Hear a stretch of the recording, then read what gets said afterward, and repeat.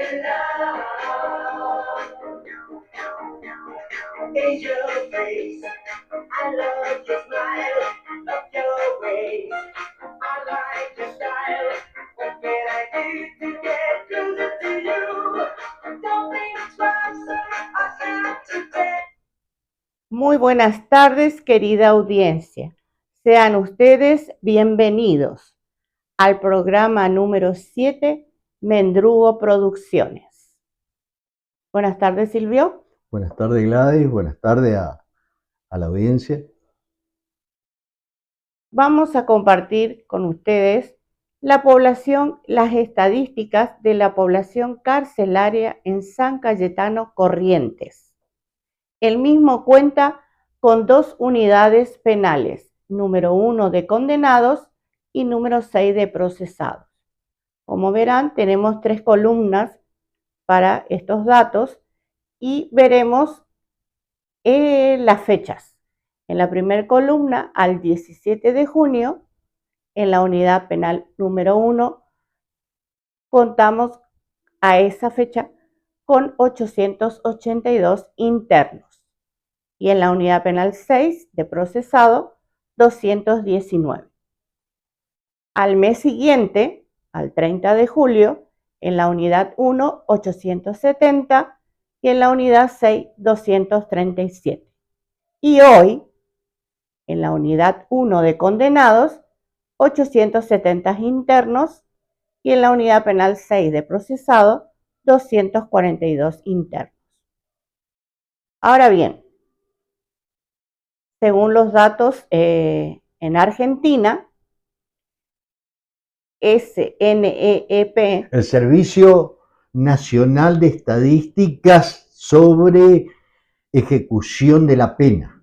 Bien, eso significa SNEEP. Al 31 de marzo del año 2025, las estadísticas son 137.031 presos, que esto es igual a 268 por cada 100.000 habitantes. Argentina ocupa el 7º lugar en el sur global en cantidad de presos, de los cuales 65% son reincidentes. Con respecto a la Fundación de Espartanos, en su página de online, tenemos 60% de presos cuyos estudios tienen la primaria completa. El 54% de esos presos tienen menos de 35 años.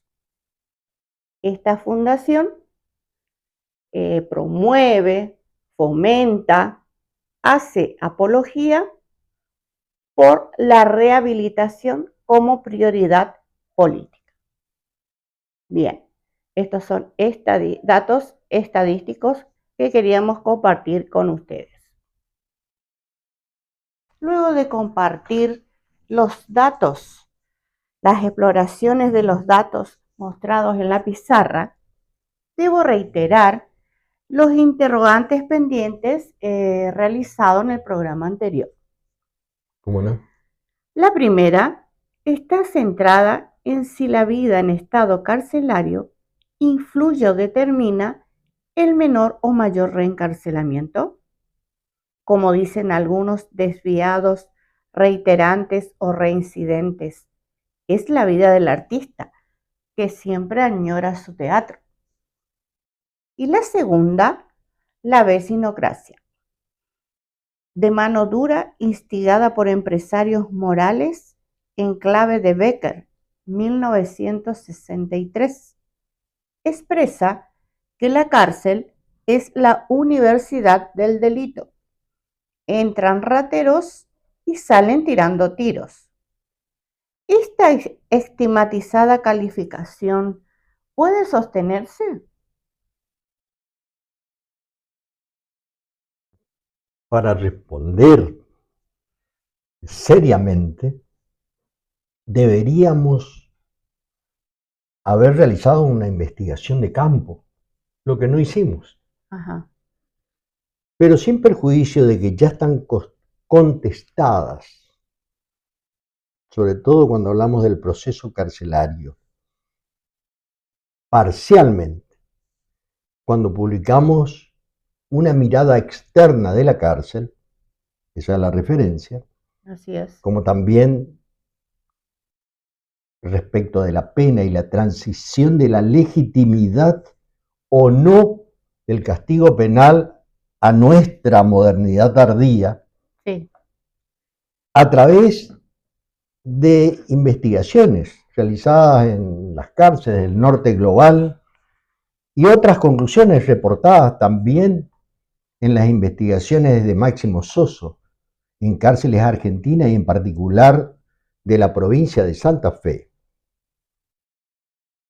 como estudios comparativos, una de las virtudes del profesor Soso, con otras del extranjero, siempre esa relación Sí. y en particular el viaje de las ideas de un lugar a otro, de un continente a otro, Ajá. del norte global a Latinoamérica, etcétera, etcétera. Ahora creo que ha llegado el momento, por las preguntas que realizaste, Sí. de ingresar y ver cómo funciona la comunidad carcelaria. ¿Cómo es eso? No voy a contestar en términos de la escuela de Frankfurt, de Alemania, que realizaba un análisis comparativo entre el trabajo de los presos y el trabajo en general, de lo que dan cuenta diversos libros, en especial el de Darío Melosi y Massimo Pavarini, Cárcel y Fábrica, y después con ciertas observaciones toma distancia este último, Pavarini, ya habíamos hablado en Cárcel sin Fábrica, en el derecho a castigar. Más allá de todo lo que dice la escuela de Frankfurt, que es por demás interesante, Sí. quisiera de algún modo adentrarme a responder a tus preguntas, a ver cómo funciona lo que se llama el proceso de prisionización. Vimos el proceso carcelario, Sí. es decir, la cárcel desde afuera, y ahora vamos a ver el proceso de prisionización, que es ver la cárcel desde adentro. Desde adentro. Bien. Y esto un poco debe relacionarse con la nueva actitud científica que recreábamos el lenguaje de Gottman, Page y Fields en su libro Quebrando el péndulo.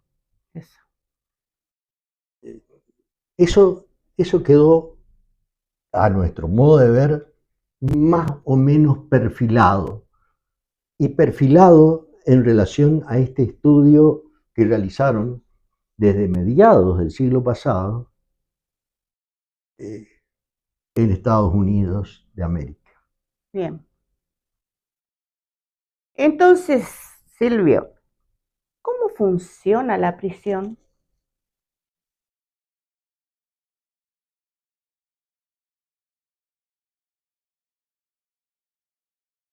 Parecería que la pregunta, por lo menos a mi modo de ver, tendría que estar matizada. ¿Cómo funciona la prisión? Que no significa mirar todas las prisiones. Eso.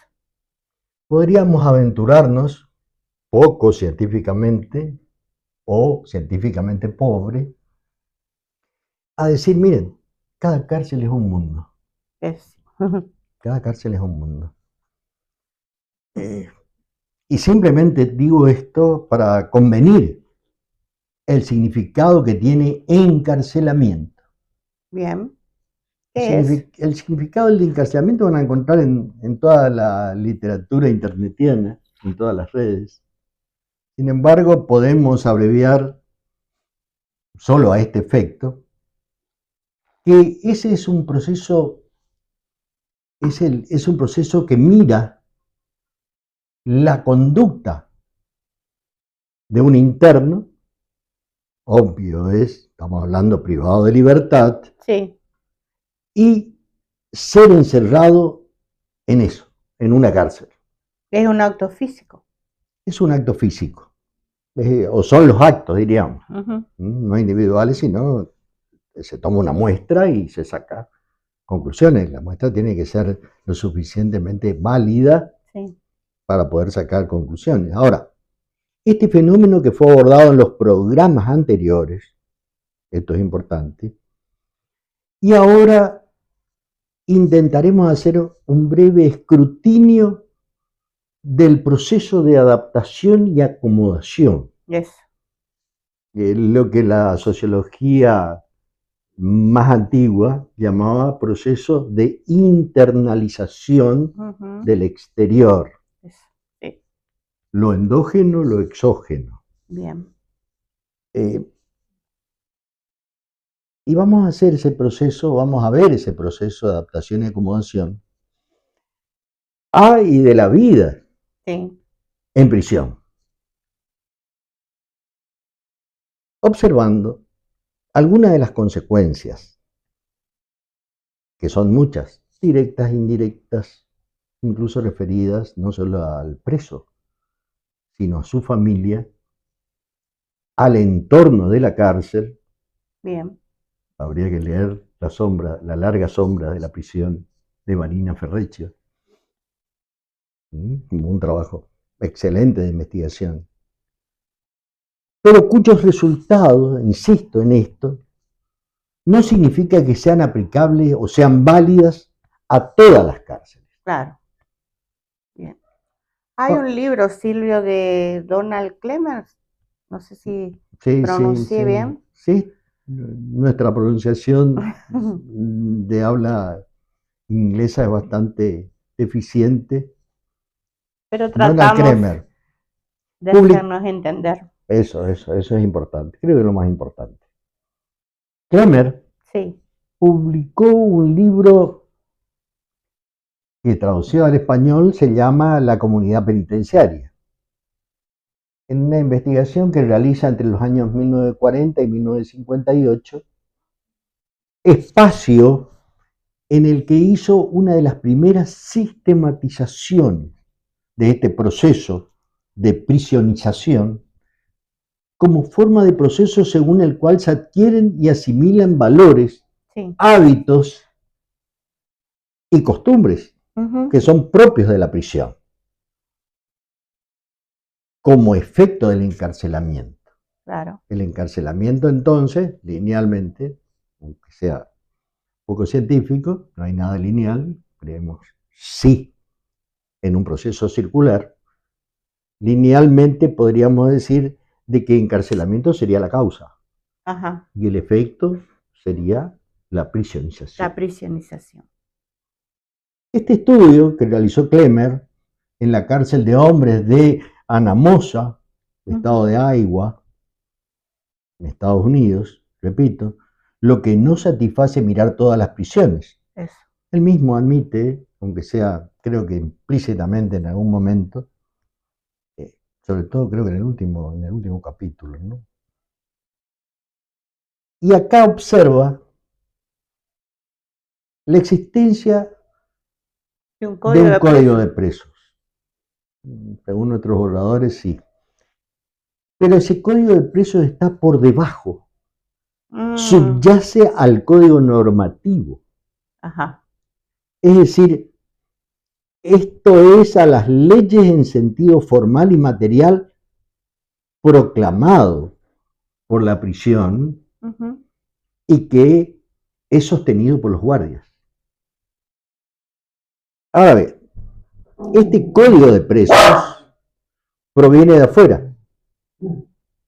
Esa percepción consta, la hace explícita Klemmer, Sí, y proviene del lenguaje de los varones jóvenes de clase baja, escasamente educados, mira, que prescribe, entre otras cosas, no prestar colaboración para que el guardia cumpla correctamente con su trabajo, no ser gentil con los guardias porque se crearían problemas. Es decir, que los presos construyen el orden prisional. ese orden El orden prisional está prisional. construido por los presos y se aglutina en el código de presos. Y entonces funciona a la vez como un obstáculo. Sí, funciona como un obstáculo para la finalidad de la institución. Sí, Es verdad. Sí, un obstáculo. ¿Y cuál es la finalidad de la institución? la rehabilitación. La rehabilitación. Por lo menos hasta ese momento y por lo menos hasta ahora para algunas. Sí. Para algunos muchos, diríamos. Por lo menos lo que detentan hasta ahora el poder real. Eso. Y en sentido contrario, el código normativo.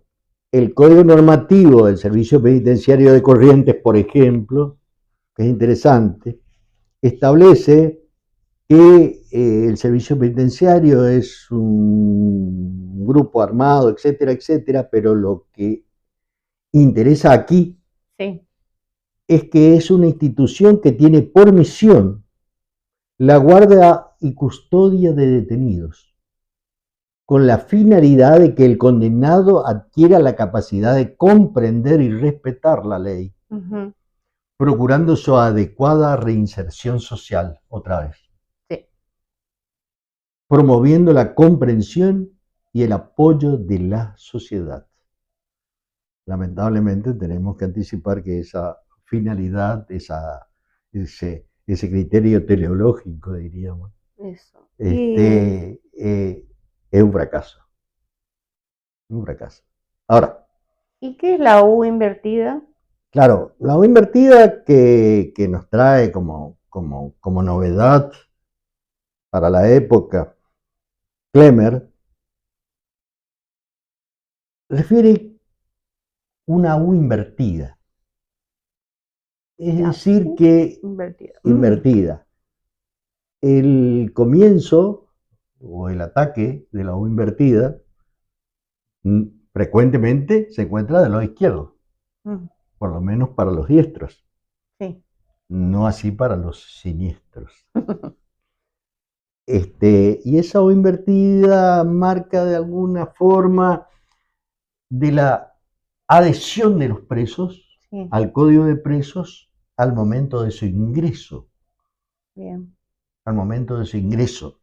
Pero resulta que cuando están próximos a que se les A salir otorgue en la libertad. libertad, ¿no es cierto? La adhesión merma, si no a veces se deroga.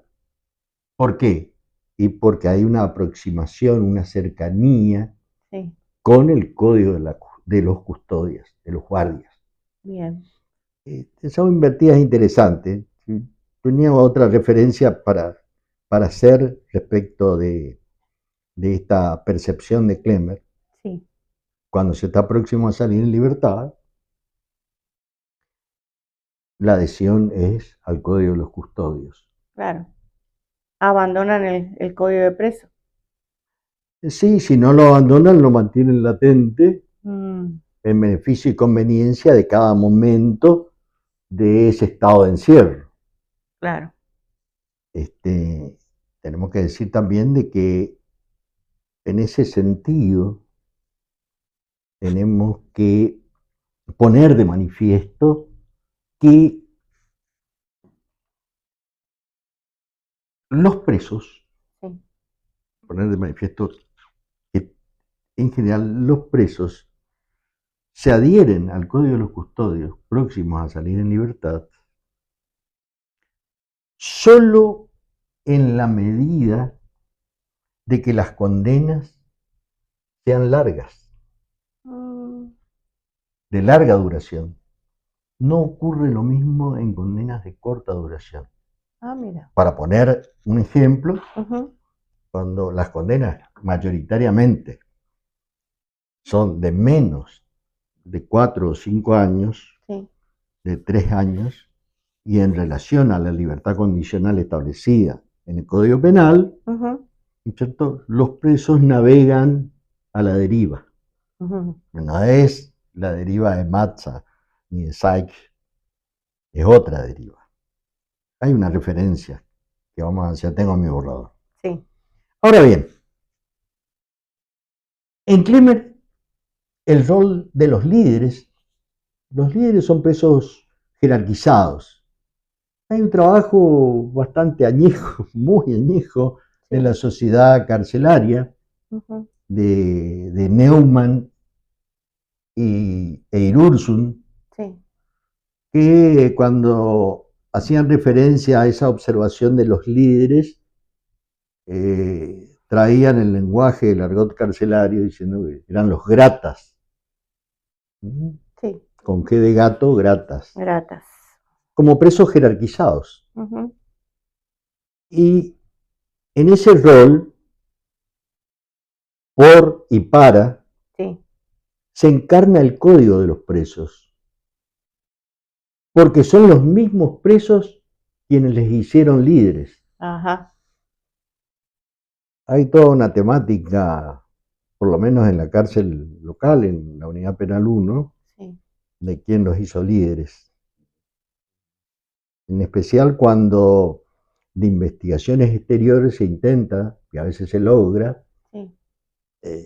de estar escuchando a los profesores Sazón y Arrieta de la UNE, se intenta lo difícil que es elegir o seleccionar los presos conforme la determinación, elección de los investigadores. Ujú. Es muy difícil obtener datos. Claro.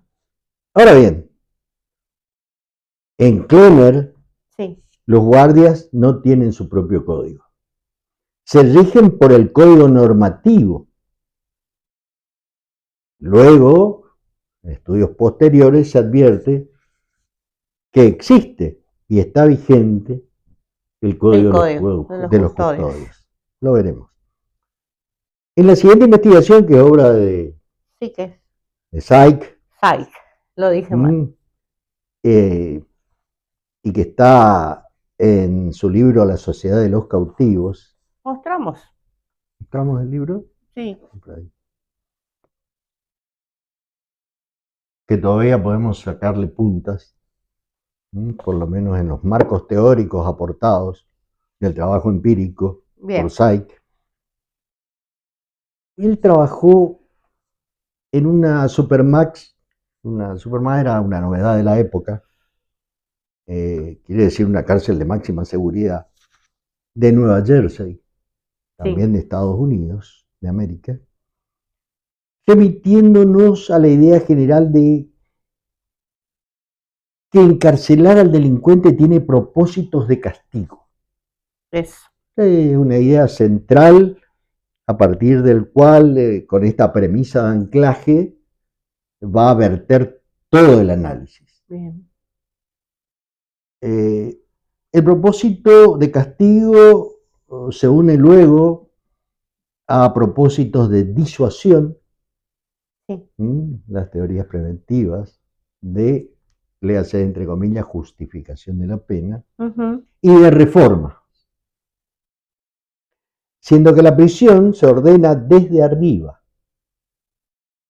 y que el Código de Presos responde a la subcultura con la resistencia al régimen de los custodios, animados por el miedo. ¿El miedo a qué?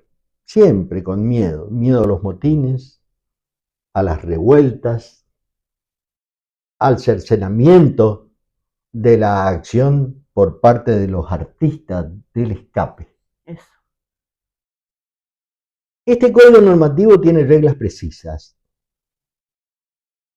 y lo es con la finalidad, por lo menos léase con la finalidad entre comillas, para prevenir daños futuros. Ajá. Es decir, si se cumple con las reglas del Código de Custodio, siempre se va a justificar no solamente la regla, sino el comportamiento del custodio, porque es para prevenir daños futuros. Eso. Es importante. Y de allí su justificación con la tarea de castigar. Bien. Con eso se justifica la crueldad, la brutalidad, el maltrato, los vejámenes, entre tantas otras cosas. No mirar a la cara, bajar la cabeza, caminar contra la pared, con las manos atrás, entre tantas otras reglas precisas. Correcto, está bien. Si así es. No agregamos nada, decimos simplemente que el trabajo de los presos aparece como un mecanismo de autofinanciamiento de la prisión. Sí. Siempre estamos en SAIC, en el modelo de SAIC. SAIC. Y este ve que el poder de los custodios siempre va a ser autoritario, totalitario, y que muchas veces no tiene límites. ¿Por qué? Por una cantidad de razones. Entre otras, porque debemos recordar a la escuela de Chicago, la villa en la ciudad, siempre hay una distancia importante. Bien. Entre las metrópolis y el lugar donde se encuentran las cárceles. Un ejemplo de eso es Pentonville, Londres. Y otra de las cuestiones es que siempre los reclamos y demandas de los presos también siempre llega tarde o no llega a la autoridad judicial que tiene que vigilar el castigo. En ese sentido, de que la ley actuante o la ley formal o material siempre está del lado de los custodios, tenemos que decir que siempre también los presos impugnan esa autoridad. Ajá. A veces lo hacen explícitamente y otras veces prestan una adaptación ficticia. Bien. Es decir, que el código normativo es un orden fracasado, sin lugar a dudas, y que fue de alguna manera modificado por SAIC. Dicen, miren, el orden prisional es un orden negociado entre el código de los presos y el código de los custodios. La violencia no es eficaz, no funciona bien. En este sistema advertido en la mirada de SAIC, los premios y castigos no funcionan. Ni siquiera las unidades de aislamiento, con mayor razón. Porque, ¿El calabozo? claro, sí podríamos decir, no es del argot Sí. carcelario, pero sí es un nicho donde también acontece una cantidad o una serie de medidas que agravan en relación al statu quo de un preso la situación anterior al encierro de castigo. Eso. Hay mucho para decir ahí, pero bueno, no es parte de este componente analítico. Seguimos. Lo interesante es que estas penas y castigos se mantienen en equilibrio del estado carcelario. ¿Con qué? Con el Código de los Presos. Porque el Código de Presos, anticipamos, siempre responde, es una respuesta a los castigos de la cárcel. Bien. Muy bien. Más actual, imposible, ¿no? Y con todo eso que no hacemos un desarrollo de traductores, traditores, de Máximo Soso. Ahora bien, las guerrillas impuestas, digo guerrillas, como grupos especializados dentro del servicio penitenciario, Y también las otras dependen de los presos para desempeñar bien su trabajo. Sí. Y para ello se construyen ciertos niveles de cooperación. Es decir, es por eso que confirmamos que el orden prisional es un orden negociado. Negociado. Sin pensar en los buchones, sortivas, que responden a otro tipo o naturaleza de relaciones entre presos y guardias. El código de Código presos, preso de Siques, sí, de Sykes, lo dije mal de nuevo. Es una respuesta, dijimos, a los dolores del encarcelamiento. Bien. Ahí te agrego del Claro. sometimiento del cuerpo al sometimiento del alma. Ese proceso. Y en eso que estás diciendo, más correcto imposible, existe una cierta analogía con lo que se ve en el proceso de formación de fuerzas de seguridad. Primero el orden cerrado, es decir, la obediencia del cuerpo, y luego vamos al aula. Al aula. Que es el sometimiento del alma, de los pensamientos. Eso. Determinaciones a través de informaciones calificadas, etc. Hay una analogía. Lo vamos a ver cuando tratamos la formación de policías. Tómate un matecito, Silvio. Bueno. El primer dolor de la cárcel es la privación de libertad ambulatoria. Sí, el primer dolor de la cárcel. Es decir, ese anuncio de que tiene cáncer el paciente aparece en la sentencia condenatoria. Sí. Ahora bien, entonces el primer momento de dolor real, aparte del miedo, del temor, sí. ¿A dónde va a ir? ¿A qué lugar lo van a destinar? ¿Quiénes van a ser sus compañeros? Exacto. ¿Quiénes le van a brindar algún tipo de apoyo? Lo primero que aparece es toda la teoría de Goffman acá, que es buscar alianzas cuando se llega al internamiento, etcétera, etcétera. Esa también es otro gran tema, muy interesante, pero no podemos extendernos. Entonces, regreso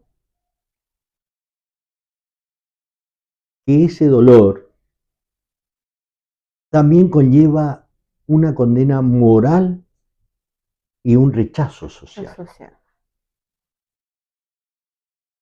Produce minusvalía, obviamente, un handicapit. Sí. En el Código de Presos aparece implícito rechazar a los que los rechazan. Esto que podría obedecer a quienes también, incluidos los que ranchan juntos, sí, o aquellas personas que pertenecen a los custodios, como miembros de los custodios, los componentes, la configuración de custodios, es real, es real. Pero ahora vamos a ver quiénes son los presos que rechazan a los presos y las motivaciones. Eso. La segunda, siempre siguiendo a Sykes, tenemos que establecer, creo que en el ahorrador tengo referido, andaste en los castigos. Privación de bienes y servicios. La privación de bienes y servicios. Eso es una obviedad que no amerita siquiera ninguna explicación. Y deriva de las consecuencias de la pena que están en el Código Penal, ley sustancial. Bien. La privación de relaciones heterosexuales.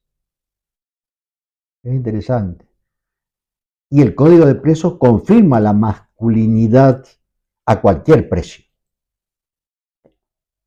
Por eso, el pabellón de los condenados por delitos sexuales se encuentra de algún modo en un lugar apartado, aislado de los demás. Aparte, sí. De los ladrones, de los homicidas, de los presos de alto perfil, etc. Eso. Ahora, una muy buena pregunta, que no vamos a tener ninguna respuesta, porque no la vimos, es qué ocurre en las cárceles de mujeres en relación a los delitos de violación. ¿Qué confirmamos ahí respecto de la hetero o de la homosexualidad? Claro. ¿Qué confirmamos? Tenemos que volver a historia de la clínica, internados, etc. Vamos a buscar eso. No vamos a encontrar porque tenemos que ver la unidad penal de mujeres, Instituto Pelletier de Corrientes. Tendríamos que bajar al campo, diríamos. Sí. La privación de seguridad es también otra obviedad. Más aún porque cualquier cosa dentro del penal, a nivel de internos, es objeto de comercio. Claro. Todo es un negocio. Cualquier dislate o incumplimiento produce violencia, no solamente psicológica, sino física. Yes. Ahora bien, existe también una pérdida de autonomía del preso. La cárcel es autoritaria y responde a las demandas del preso con indiferencia. Por eso decimos que hay una pérdida de autonomía del preso. Lo contrario importa reconocer la autonomía del preso gracia que el custodio no está dispuesto a otorgar, a contestar, a responder adecuadamente a esa demanda. Exacto. Y todo ello pone en jaque a la personalidad del preso, quien está obligado a adaptarse. Así es. Sabemos todos hoy que la estructura yoica del yo es dinámica, se va reorganizando con la identidad, en la misma identidad se reorganiza, se modifica, se amplía, se reduce, etc. Sin embargo, acá estamos hablando de que pone en jaque la personalidad del preso. Es decir, es más lo que tiene que dar que lo que va a recibir. Sí.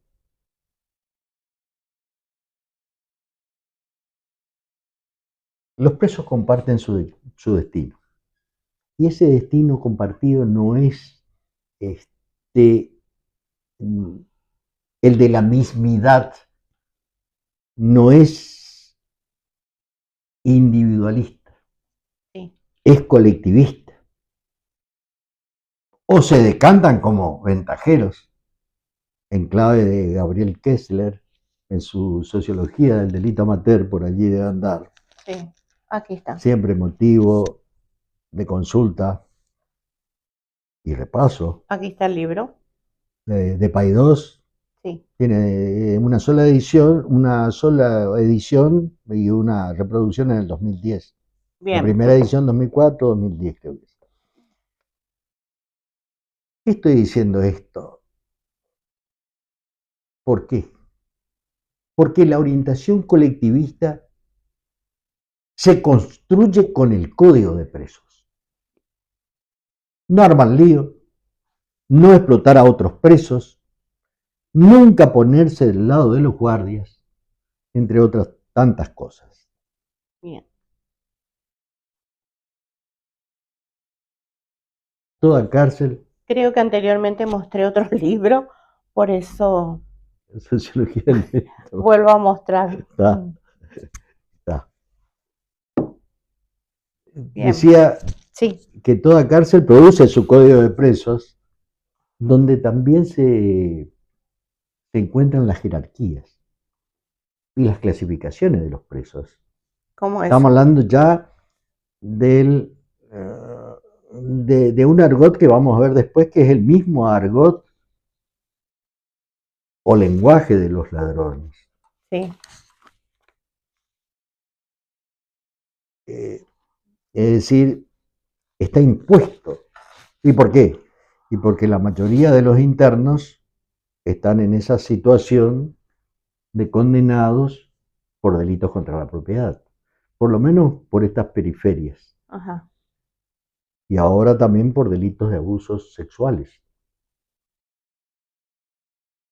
Ahora, ese argot, ese lenguaje de los presos, también en la interactuación recíproca entre ellos, es un signo de membresía. Sí.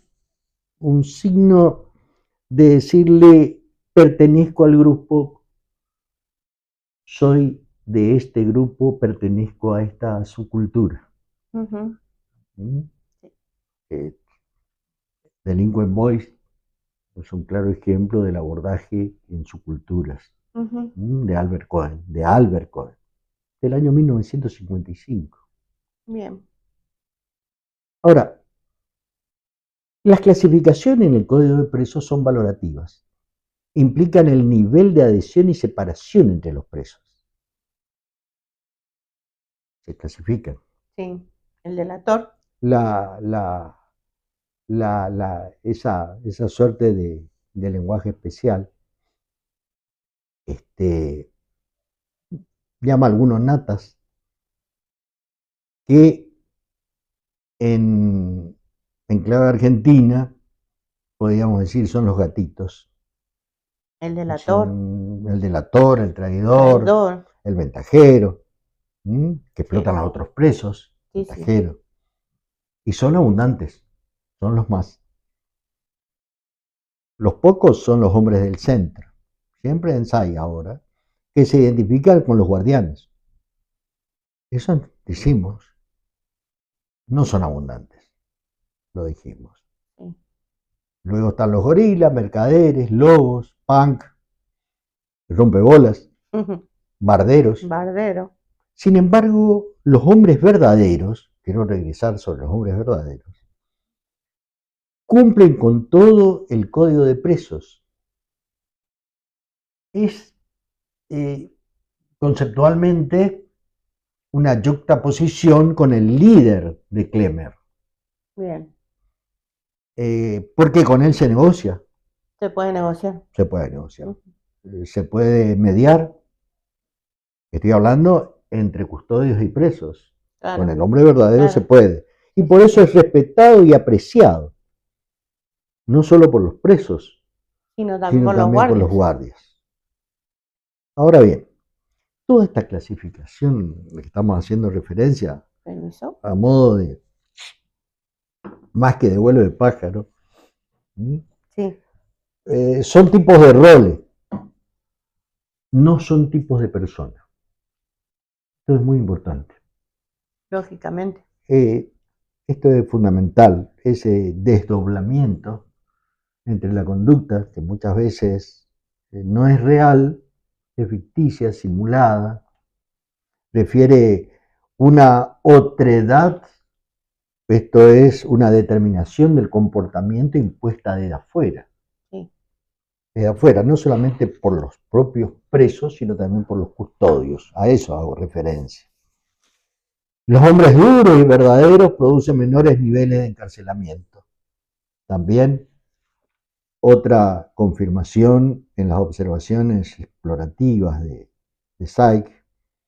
Y también producen mayor cohesión y solidaridad. Bien. En este libro de la sociedad de cautivos, de los cautivos, encontramos cuestiones que produjeron mucho prurito, mucha irritación, ¿Sí? especialmente en el mundo académico. Un contemporáneo, Goffman, por ejemplo, una referencia en internados, que es del año 1961. Sí. Un trabajo sobre en los manicomios. Uh-huh. En Goffman decía, se produce un quiebre virtual con el pasado al ingresar a la prisión. Por eso, de un preso a otro, la referencia, si tienen familia, es olvídate de tu familia. Claro. Es un poco como decía Elías Neumann, en Las penas de un penalista, Sí, ¿no es cierto? Aquella mujer, tengo que decirlo, esposa de un preso, que iba también junto con la mamá del preso, siempre, siempre, en todas las visitas, frío, calor, invierno, verano, lluvia. Esto es real, es real. Lo relata, la narrativa es de Elías Neumann, un sí, penalista de Fuste, también un académico de Fuste. Decía, hasta que la mujer, la señora, la concubina, la pareja, dejó de visitarlo. Sin embargo, anticipo, la mamá continuó con la visita y dejó de visitarlo cuando se murió bien, la mamá. Claro, la señora esposa había encontrado que alguien en el colectivo que iba devoto le apoyó medio kilo y ella pegó un salto. El amor de ella estaba preso. Y el amor, en definitiva, era esa persona, que podía tener o no tener francos higiénicos, etcétera, esa es otra cuestión. sí, Pero resulta que otro día también, en el traslado al penal, ascendió al micro y un pasajero le apoyó algo más pesado sí. y ya no se corrió, ya no saltó, y a partir de esa fue la última visita al penal. El amor es cotidiano. Sí. Ahora bien, El tiempo se acaba, Silvio, y sí, debemos cerrar este programa. me cuesta, disculpame, me cuesta liquidar acá. Estaba por hablar del ámbito de intimidad que va construyendo el preso, que en el mismo verano se tapa absolutamente todo su cuerpo, incluida la cara, con una sábana o frazada, lo que tenga a mano. Es decir, todas las cuestiones de las visitas íntimas, que son muy interesantes, y cómo se negocian las visitas íntimas a nivel Claro, carcelario. sí, sí. Me falta, si quisiéramos avanzar en el tiempo, diacrónicamente, en el tiempo tendríamos que hacerlo con Donald Creasy, o Creasy, de la segunda mitad del siglo pasado. Bien, Eh, quien nos dice que lo contrario, Asai dice que los dolores del encierro no generan el código de preso.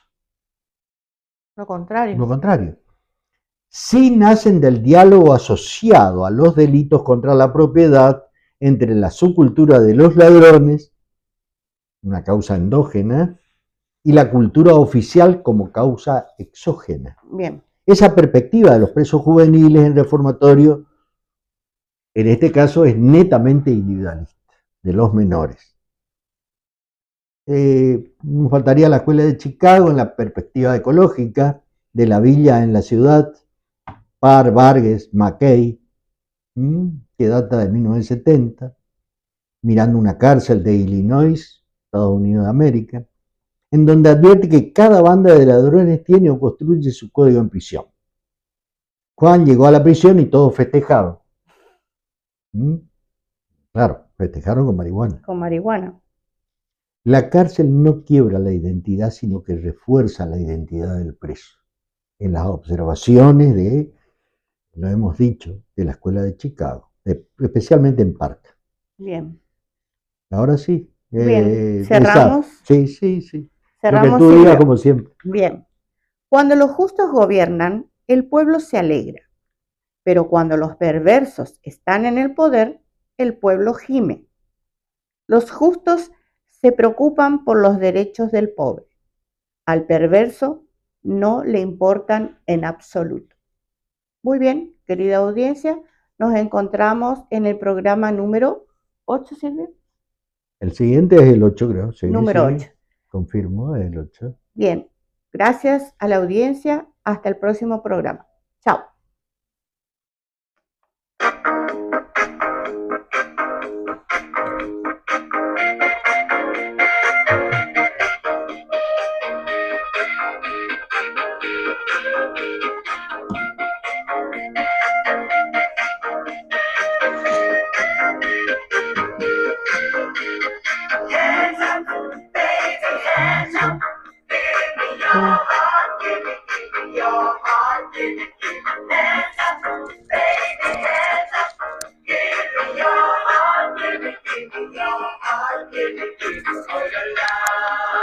No lo apagues.